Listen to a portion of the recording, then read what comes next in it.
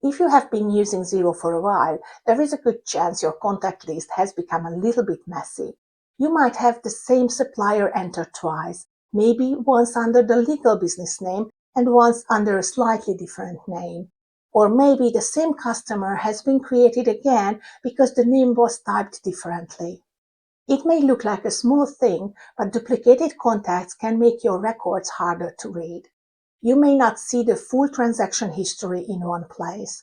Your accounts receivables and accounts payable statistics may not be fully correct. Xero has a great function for this that I'm going to show you in this video.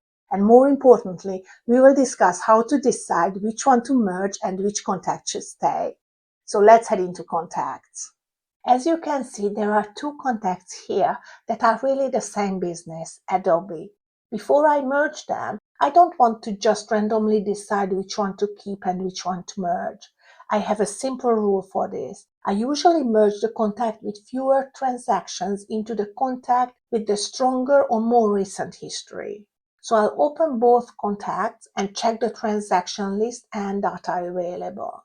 In this case, the first Adobe CC has a spend money transaction, while Adobe has more transactions recorded. Therefore, I will merge Adobe CC into Adobe. To do that, I go to the contact I want to merge, Adobe CC in this case. Click the three dots here and select Merge. Xero will ask you to select the contact you want to merge it into. Start typing the contact name, Adobe, and select the right one. One thing to watch out for: if you accidentally pick the same contact, Xero will show you an error message and you need to select the right contact, Adobe in my case. Confirm the merge and that's it. Now let's look at what happened. Adobe CC is automatically archived, and when you go back to your contact list, there is only one Adobe left. When I open it, I can now see all the transactions together under one contact. Perfect. What I also wanted to show you is the bulk merge. Here, as you can see, there are three separate contacts for Brianna Supplies. Before doing the merge, I generally check all three and confirm that they are indeed the same partner. We don't want to merge unrelated contacts, do we? Okay, what to do when we want to merge three or more contacts? In Australia, Xero has a bulk merge function. However, as far as I'm aware, some countries might not have this option. As a first step, let's decide which one we will keep. My method is the same. So I open up all three. Well, let's see them.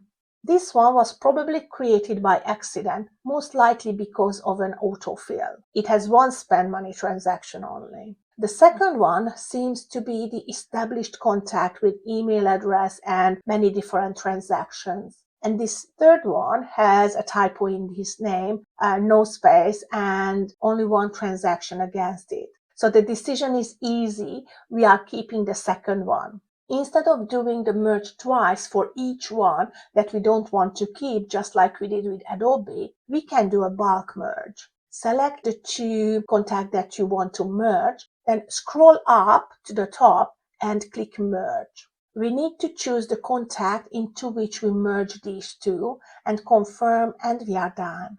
If we check back, refresh your contacts list, and you will see that the two incorrect ones have been archived, and you will see only one Brianna Supplies left, with every transaction from all three original contacts now sitting in one place. And one last thing I want to touch on today. As you can see here, we have two Allianz contacts. The first one had one bill that was paid, and the second one, Allianz Insurance, had nothing. No transactions, no details, no activity at all. This is when archiving is the right call. Because there is no data attached, merging is of course possible, but isn't really necessary. You can just archive the empty duplicate and it disappears from your active contact list. But I want to be really clear on this. The moment there is any data at all, even a contact detail, let alone any past transaction, archiving is off the table for me, and the merge would be the only option to preserve the data. So as you can see, merging contacts in Xero is actually really easy. 3 clicks and that's all. And it helps keeping the records straight. You want one record with the full transaction history in one place that you can actually rely on. That makes it easier to check what happened, review payments, look at invoices and bills, and understand the relationship properly. If you have any questions at all, please leave them in the comment section below. If you found this video helpful, please consider subscribing to my channel for more Xero tutorial. See you in the next one.